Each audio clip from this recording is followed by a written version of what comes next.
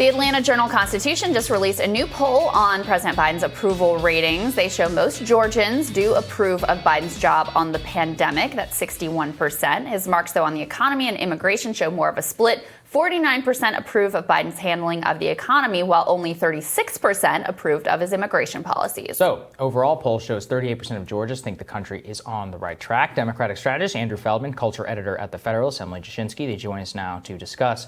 Andrew, I'll start with you. How do you view those numbers generally? So, I would say it's a mixed bag there for Biden. Obviously won the state very narrowly, but sitting pretty with an overall approval rating with some obvious vulnerabilities there if you dig into the polling data. What do you make of that from an electoral point of view? Look, I'm pretty happy with where Joe Biden sits right now in Georgia. Remember, this is a state that no one really thought realistically that we were going to be able to pull off two Democratic wins for the U.S. Senate. So sitting at an overall 60% is really a solid start for Joe Biden. And I think as he continues to get results in the coming weeks and months here, I think we're going to be in a strong position to continue the trend that Georgia is moving our way. And I think that Warnock is going to be in a good place over the next year or so.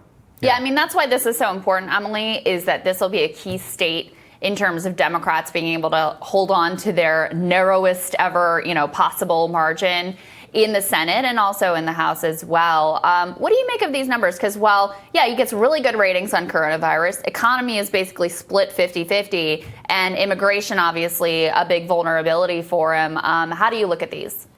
Yeah, I mean, the overall number is really interesting to me because he has been somebody that weighed in on the state's election law by calling it Jim Eagle. And I think it's very interesting, and it should be a telling sign to Republicans that actually doesn't seem to have affected Biden with maybe those voters in the middle who would be able to take that rating down from where it is and be, upset about something like that. That kind of culture war battle doesn't seem to have really hurt Biden in Georgia. Maybe that'll turn out to be different. Maybe different polling will have different answers on that. But I think that's an important sign for Republicans because, and for Democrats, because that Georgia has voters in the suburbs of Atlanta that are a really key voting block for both parties, right? Like Republicans want them back, Democrats want to hold on to them.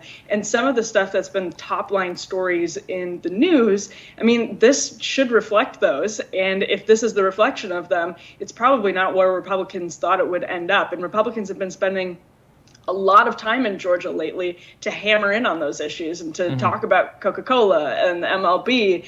So that was sort of my takeaway from this. If Biden is stable with those voters, that should be something that both parties are really thinking hard about. Let me follow up with you on that, Emily, because my consideration on that is that while Georgia upper middle class people may not like some of the MLB and Coca-Cola stuff, given that the legislation itself, you can think whatever you want about it on paper, was motivated by Stop the Steal, which is something that they explicitly rejected. Do you think that has something to do with it?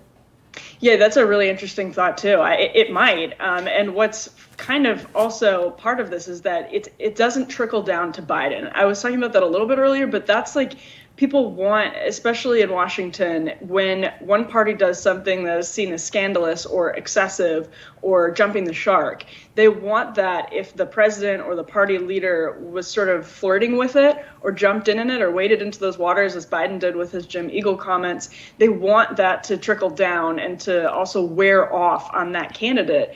And if that's not happening in Georgia, and as this, I would have to dig deeper into it to see, where we can break this down by party identification, by income, by education and everything. But if that's not happening, it's kind of shows that Biden, it's like the socialism label, and you guys talk about this a lot, but that doesn't stick to Biden.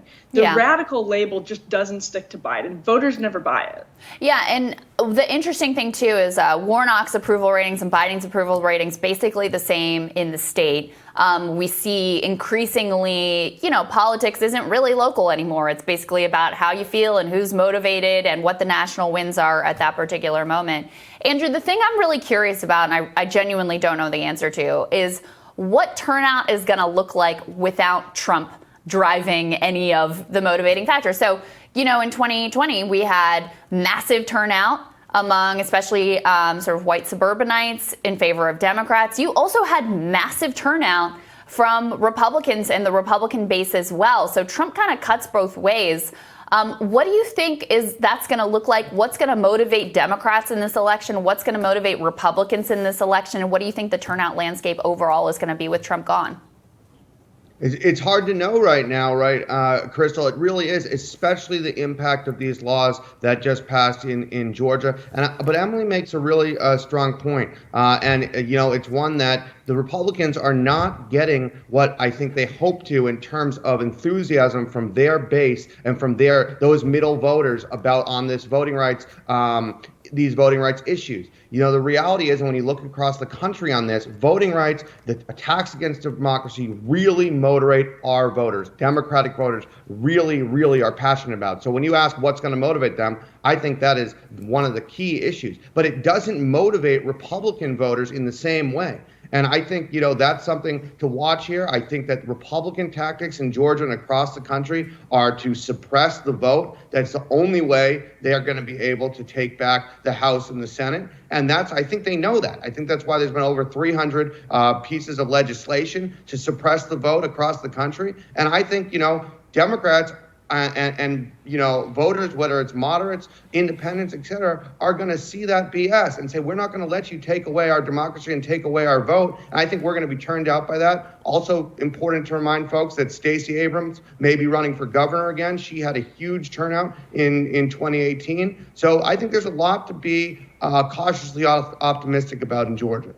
Yeah, certainly is. Okay, guys, stick with us. We'll be back with more Team Rising right after this.